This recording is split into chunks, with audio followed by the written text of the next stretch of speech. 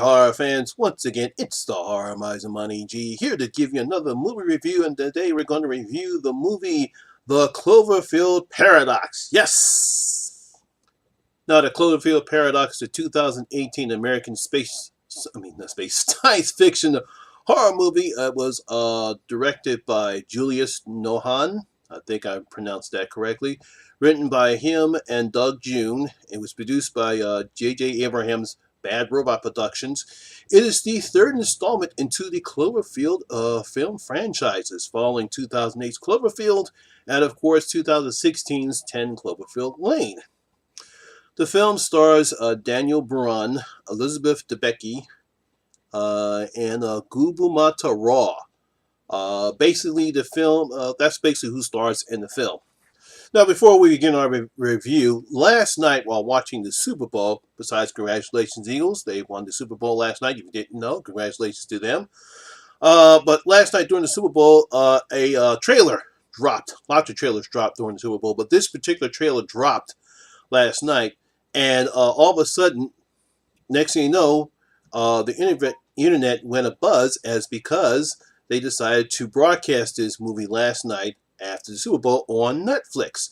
Now, this has been an ongoing project, probably after the success of 10 Cloverfield Lane, that this film was going to be made and eventually was supposed to be part of the Cloverfield franchises, based upon what some of the Hollywood insider reporters were talking about. I know J.J. Abrams stated the fact that there was possibly a third movie based upon that, but no one knew for sure.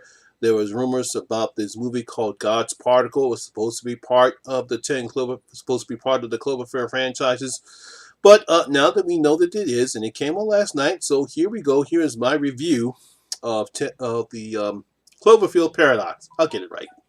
Now, based on what I could gathered from what I've listened to, I actually have to see this movie. I saw this movie twice. Apparently, this film starts in Earth's future, where there is a global energy crisis, and then we see this crew of people are up in space trying to activate something called the Cloverfield Particle, supposed to give unlimited energy. Now, of course, we see this crew. They've been up there based upon the scenes for over 2 years because they can't get the damn thing to work. There are also pundits who believe that creating such a device might open up portals to other dimensions, and it's too dangerous. So the crew eventually gets the particle to work. Everyone's cheering, but then something goes wrong and overloads it. They get zapped, and they don't find the Earth. And then we come to find out later on that they actually zapped to a alternate dimension. A lot of weird shit happens, and they have to figure out what happened and how they can get back to their regular dimension. You have to forgive me if you hear any sounds. That's my phone going off. I have to turn it down. So basically, what did I like about this film? Well, I actually liked how the film looks. Cinematography was excellent.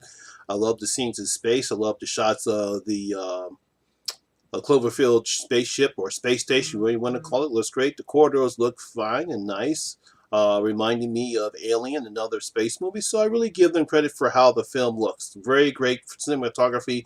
Looks very nice, and I did enjoy that aspect of the film. But unfortunately, that's about what else I can say anything good about this picture. Here comes the rant. You know, I don't know what in the world were they were thinking when they made this film. It is obviously that this film, once written and produced, had nothing to do with the Cloverfield franchise at all. Basically, you can tell that because just the way how the film is structured. It has no representation of the Cloverfield franchise whatsoever. It's a bunch of random space talk. It really takes a while before you can actually understand what the hell is going on because it's written so poorly. It's also edited very badly.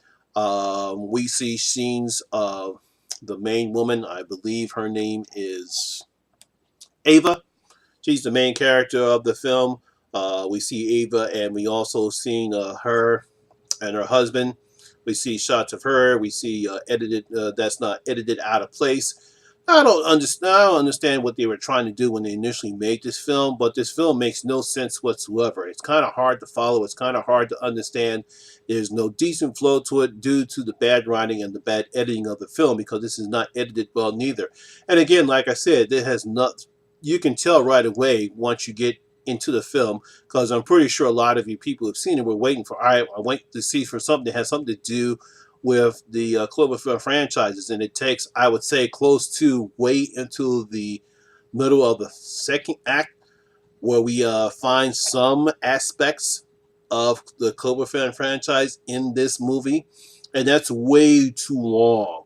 I mean, if you're going to add this film and make it part of the Cloverfield franchises, at least add something to it. Now, people probably understanding, well, Monty G, you remember 10 Cloverfield Lane really didn't have anything to do about the Cloverfield franchises until at the end of the film. Yeah, it's possible, but that film was written so well and was paced so decent and the acting was so great that, you really didn't need to know that was part of the Cloverfield franchises until at the end of the movie. That's what makes the film so good. This is the total opposite. It's written very terribly. It's edited very terribly. I do give credit for Gumbo Mubarak. If I messed up her name, forgive me. I'm just telling you, that's the best I can do with her name. She's probably one of the best things of this film. She does a pretty good job as Ava. We can see her pain. Obviously, we can see her pain for having lost her kids, and in the main part of the whatchamacallit, and when she finds out that when we find out what's really happening to the crew, and the reasons why she wants to stay in this dimension, we can see her pain in that. But that's about it. Everything else is it's just terrible writing, terrible. And again, I don't know. I can understand the reason why they decided to do this because they knew they had a very bad script and a very bad movie, and they said, how can we save this project? Guess what we'll do? We'll just add this on to the Cloverfield franchise, and that could be great. Hey, it worked for 10 Cloverfield Lane, but I think when you look into the bottom line on it, I think 10 Cloverfield, I think they knew that 10 Cloverfield Lane was going to be part of the franchises, so that's the reason why that film works. Here, they really didn't know about it. They already filmed the film. It's supposed to be called God's Particle. And like I said, they decided at the last minute to add some scenes in here, especially at the ending of the movie. If people have seen it, you know what I'm talking about.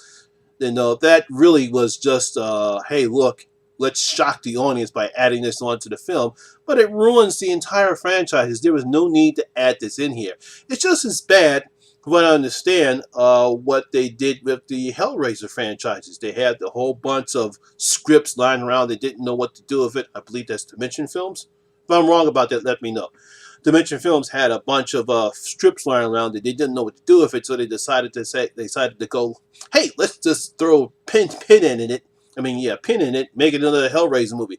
That's why after the third one, half those movies suck and they're terrible because they have nothing to do with the Hellraiser franchises other than just, hey, let's throw Pinhead in the mix and make it a Hellraiser.